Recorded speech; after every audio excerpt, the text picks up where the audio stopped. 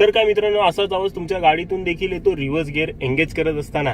तुम्ही ऑब्झर्व केला असेल, जे सगळे पुढचे गिअर आहेत, पहिला, दुसरा, तिसरा आणि त्याच्या पुढचे, ते एंगेज करताना असा आवाज अजिबात येत नाही. परंतु जेव्हा आपण रिव्हर्स गिअर एंगेज करतो तेव्हा कधी कधी असा आवाज येतो, म्हणजे येतो. तेव्हा आपण घाबरतो की बाबा काय प्रॉब्लेम आहे, क्लच मध्ये काही प्रॉब्लेम आहे का, गिअर सिस्टम मध्ये काही प्रॉब्लेम आहे का. कधी कधी काय होतं, हा आवाज येऊन गिअर एंगेज होतो, परंतु कधी कधी तो गिअर एंगेजच होत नाही जोर लावला तरी पण. तर मित्रांनो, आपले जे गिअर असतात, जे सगळे पुढचे गिअर आहेत, पहिला, दुसरा, तिसरा, चौथा, पाचवा, हे जे आहे ते सिंक्रो मेश असतात. आणि सिंक्रो मेश असल्यामुळे ते जे आहे ते अगदी स्मूथ पडतात. आपल्याला समजतही नाही की बाबा गिअर जो आहे तो पडलेला आहे. आणि त्यामधील तुम्हाला गिअरचे जे दात दिसतील, टीथ दिसतील, ते काही असे आडवे असतात. आडवे म्हणजे असे क्रॉस असतात. त्यामुळे ते त्या हिशोबाने डिझाईन केल्यामुळे ते एकदम आरामात पडतात आणि त्यातून काहीही आवाज येत नाही. तुम्हाला स्क्रीनवरती दिसतच असेल ते अगदी. त्यामुळे ते त्यांचे जे टीथ असतात गिअरचे, एकमेकांमध्ये जे आहेत ते आरामात जातात. आणि मित्रांनो, जो रिव्हर्स गिअर असतो तो स्लायडिंग मेशवाला असतो. त्याची जी टीथ असतात ते बरोबर असे आडवे आणि सरळ असतात. आणि ते सरळ असल्यामुळे, ते सिंक्रो मेश नसल्यामुळे ते जे आहे ते कधी कधी काय होतं, समजा की हे जे आहे ते दात आहेत, तर असे गिअर जे आहेत ते एकमेकांमध्ये गेल्यावर काही आवाज येत नाही, ते एकदम स्मूथली होतात. परंतु कधी कधी हे टीथ जे आहेत ते एकमेकांना जेव्हा लागतात आणि जे एकमेकांजवळ घासून जेव्हा ते आतमध्ये जातात,